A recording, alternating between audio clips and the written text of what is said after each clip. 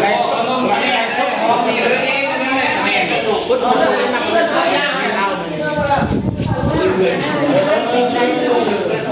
างล่างห้าจอกเลยที่เราเก่งแล้วห้าจอก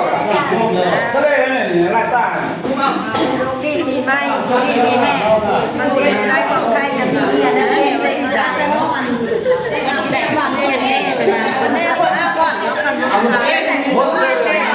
หัวเสือตกไปเห็นเก่งสิ่งใดอันเธอเปียกเลยเก่งสิ่งใดก็บ่ได้ด้วยขันเฮาต้องเบิ่งแน่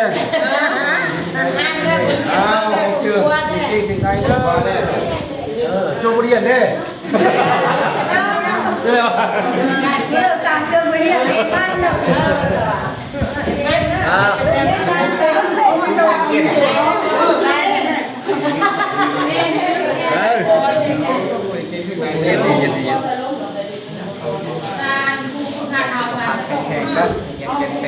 ขอบพอแล้วบัดนี้3 เดือนแล้วเสียอะไรคืนนึงนะซื้อ10 บาทไปเอาให้เขาใช่เห็นหัวเสือคืนแล้วหัวเสือไปเกินไปก่อนไม่นั่งเงียบที่ได้ก็ไม่ได้เขาใช่หัวเสือ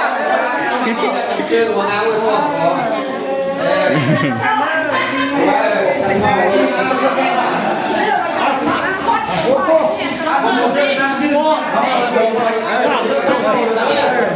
สวัสดีเลยเล่นอ่ะมีก็เป็นดาวอันนี้พยับอยู่ยืนวันนี้ต่างหากไอ้คู่เด้อซื้อหัวน้ำขับไปโคตรเก๋10 นาทีเด้อวันนี้เด้อเอาเข้ามา